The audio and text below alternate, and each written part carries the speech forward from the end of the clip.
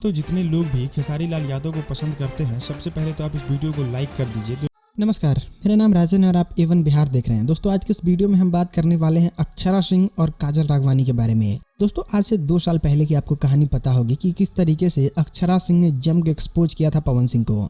पवन सिंह के बारे में अक्षरा सिंह बताती हैं कि वो बहुत ही घटिया इंसान हैं, दारू पीते हैं, लड़कियों से बिल्कुल भी इज्जत से बात नहीं करते हैं और अपने आप को बहुत बड़े सुपरस्टार समझते हैं। और बहुत बुरा भला कहा था पवन सिंह के बारे में और पवन सिंह की छवि को खराब करने की कोशिश पवन सिंह के अनुसार उन्होंने बहुत ज़्यादा किया था।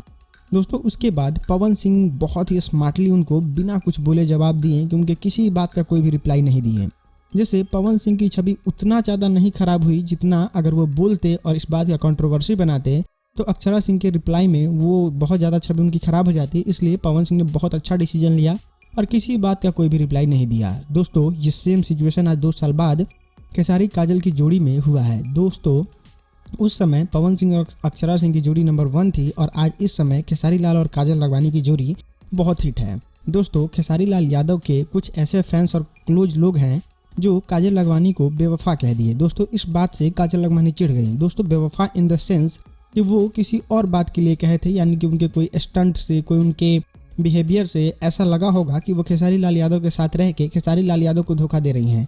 यानी कि फिल्म इंडस्ट्री जगत से जुड़ी कोई बातें या फिर कुछ ऐसी बातें जो खेसारी लाल यादव के दर्शकों को या फिर खेसारी लाल यादव के चाहने वालों को अच्छा नहीं लगा होगा, जिसकी वजह से वो इस शब्द का इस्तेमाल किए हैं।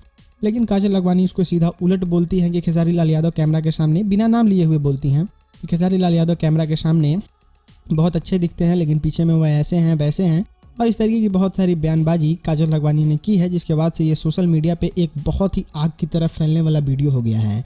दोस्तों, काजल राघवानी का ये भी कहना था कि अगर मैं अपने आप पे आ जाऊं और मैं खेसारी लाल यादव के बारे में बताने लगूं तो बहुत सारे ऐसे सुपरस्टार हैं जो भगवान बन के बैठे हुए हैं, आज वो बहुत लोगों की आंखों में खटकने लगेंगे।